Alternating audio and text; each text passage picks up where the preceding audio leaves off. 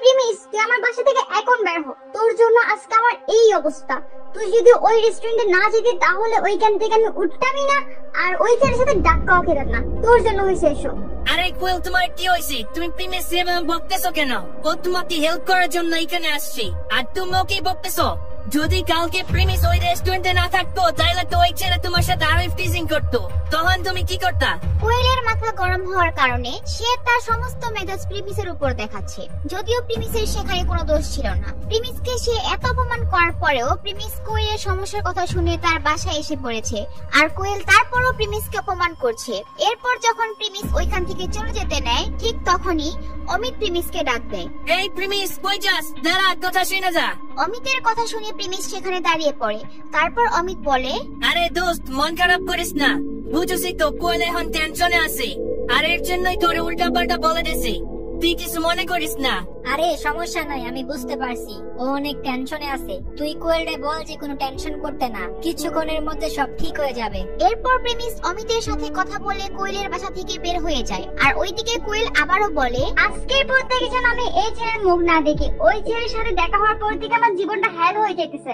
এরপর কোয়েলের বন্ধুরা তাদের পরিচিত প্রভাবশালী ক্ষমতাবান ব্যক্তিদের ফোন দেওয়ার চেষ্টা করে, আর ওইদিকে কোয়েল তার স্কুল লাইফের ফ্রেন্ড শান্তকে ফোন দেয় এবং তাকে সব খুলে বলে যাতে তার বাবা তাকে এই বিপদ থেকে উদ্ধার করতে পারে। আর তার বন্ধুরাও অনেকেই ফোন দেয়, কিন্তু সবাই খান গ্রুপের নাম শুনে ভয় পেয়ে যায়। আর এইদিকে প্রেমিস কোয়েলের বাসা থেকে বের হয়ে সে তার ফোনটা হাতে নেয়, আর সে একজনের নাম্বার মনে করার চেষ্টা করে। একটুখানি মাথায় জোর দেওয়ার পরই তার একটু মনে পড়ে, আর সে ওই নাম্বারে কল দেয়। 2-3 বার কল দেওয়ার পর একজন কল ধরে। আচ্ছা, তাইলে এত বছর পর বুড়ার কথা মনে পড়লো? পরিবারের ছোট ছেলে এতদিন পর আমাকে ফোন দিল। 10 বছর ধরে ছেলেটা কতটা কষ্ট করছে, আর আমরা এদিকে টেনশনে আর কিছু করতে পারতাছি না। ফোনের মধ্যে প্রেমিস বুড়ো লোকটির কথা শুনলো। অনেক বছর পর সে এই আওয়াজটি শুনতে পায়, যে আওয়াজটা শোনার জন্য কত অপেক্ষা করেছে। প্রেমিস চাইলেও তাকে ফোন দিতে পারতো না, যতদিন না পর্যন্ত সে তার গরিবী পরীক্ষায় পাশ না করে। এত বছর পর লোকটির কথা শুনে প্রেমিসের চোখে পানি চলে আসে। এত বছর একলা থাকার কারণে প্রেমিস ভুলেই গিয়েছে যে তারও একটি পরিবার আছে। প্রেমিসের চোখে পানি আসা সত্ত্বেও সে হাসি মুখে বলে, আরে কাশেম মিয়াজি, আপনার গলার সুর শুনে মনে হইতেছে আপনি অনেক গম্ভীর হয়ে আছেন।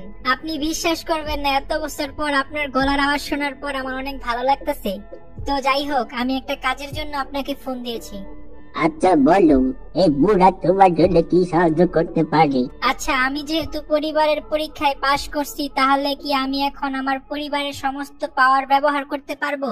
হ্যাঁ হ্যাঁ, অবশ্যই। তুমি তো গত পরশুদিন পরিবারের পরীক্ষায় পাশ করছো। তোমার যত অধিকার আর পাওয়ার বন্ধ করে দিছিল সব এখন সরিয়ে দিছি। তুমি এখন চাইলে সবকিছু করতে পারবে। আচ্ছা ঠিক আছে, আমি একটা কাজ করতে চাই। ওই যে আব্বাস খান আছে না, খান গ্রুপের মালিক, আমি ওনার মুখ দিয়ে কিছু কথা বলাইতে চাই। খান গ্রুপ? এই খান গ্রুপ আবার কার? কাশিম মিয়া তার মাথার মধ্যে একটু প্রেসার দিয়ে মনে করার চেষ্টা করে, কিন্তু তারপরেও খান গ্রুপ নামে যে একটা কোম্পানি আছে সেটা সে মনে করতে পারে না। আরে ঢাকা শহরের ছোটখাটো একটা কোম্পানি। প্রিমিস জানে তাদের চৌধুরী গ্রুপ সারা বাংলাদেশের মধ্যে জনপ্রিয়। তাদের গ্রুপের কাছে খান কোম্পানি কিছুই না। আচ্ছা, ঢাকা সিটির কোম্পানি, সমস্যা নাই, কাজ হয়ে যাবে।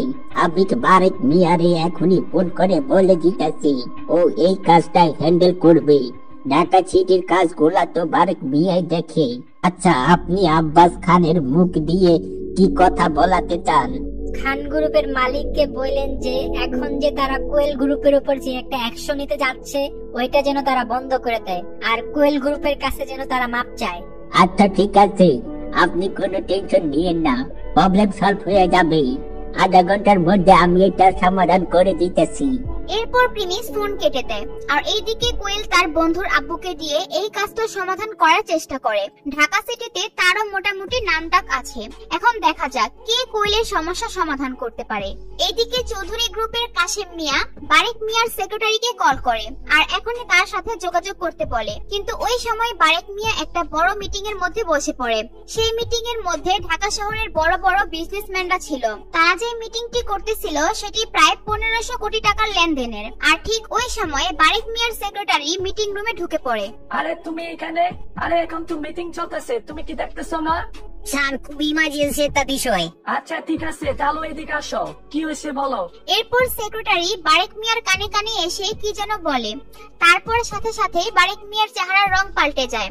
আর তারপর সে সবাইকে বলে, গাইস আমাকে মাফ করবেন সবাই, আমার এই মুহূর্তে এখান থেকে যেতে হবে।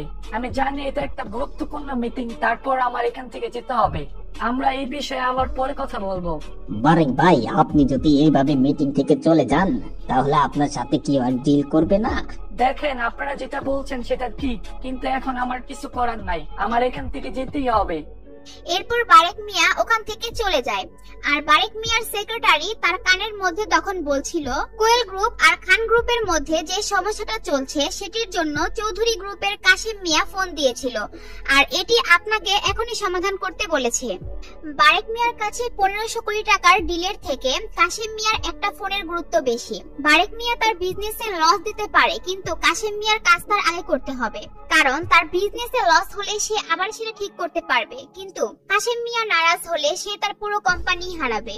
এইদিকে কোয়েলের বন্ধুর বাবাও বারেক মিয়ার কাছে আসে কোয়েলদের সমস্যা সমাধান করার জন্য, কিন্তু বারেক মিয়া কোয়েলের বন্ধুর বাবাকে একেবারে পাত্তা দেয় না। তার সমস্যার কথা বলবে কি, সে তো বারেক মিয়ার কাছে আসতেই পারে না। কি হতে যাচ্ছে এরপর? বারেক মিয়া কি কোয়েল গ্রুপ আর খান গ্রুপের মীমাংসা করতে পারবে? আর যদি পারেও, সেটা যে প্রিমিস করেছে সেটা কি জানতে পারবে? প্রিমিসের আসল পরিচয় কি সবার সামনে চলে আসবে? সেগুলো জানতে চাইলে অবশ্যই ইউটিউব চ্যানেলটি সাবস্ক্রাইব করে নোটিফিকেশন বাটনটি বাজিয়ে রাখেন।